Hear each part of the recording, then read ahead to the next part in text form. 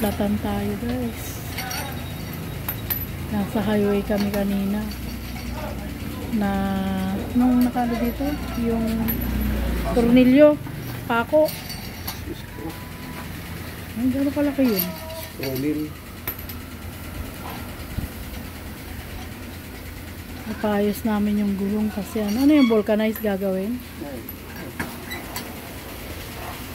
Manong vulcanize gagawin dyan? Ako ma'am.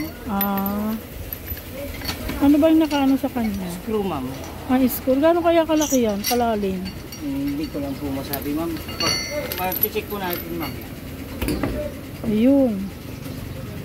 Tanggal na yung gulong niya. Ayun. Ang laki. Ayun. Kawawa na yung gulong namin.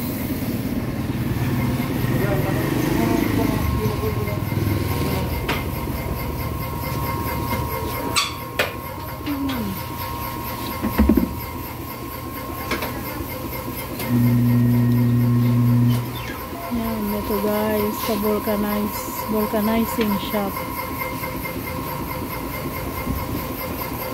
Dito kami ngayon sa vulcanize.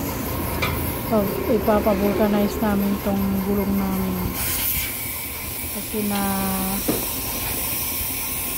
may nagulungan akong tornilyo.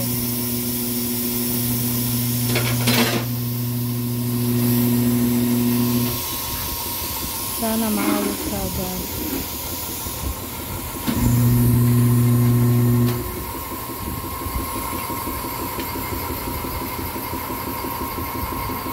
Nakabit ng gulong. Papalitan nila yung interior.